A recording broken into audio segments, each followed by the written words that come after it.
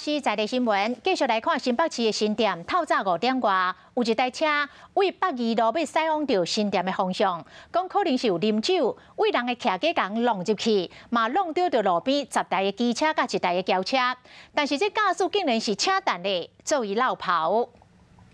4点半左右，被那个嘣一声，就弄了啊！开太快了，转弯的地方不能开，少年啊。这个车弄入去徛架真大声，出门一个看是一台白色的轿车，冲向着人的人家厝，嘛讲弄到停伫路边的10台机车甲1台的汽车。这个驾驶车闹咧，座椅绕跑，警方已经找到人了，通知伊到案说明。嗨，我是庄宇杰，想要看到更多的新闻内容吗？赶快订阅华视新闻的 YouTube 频道，并且开启小铃铛，跟着宇杰一起看新闻吧。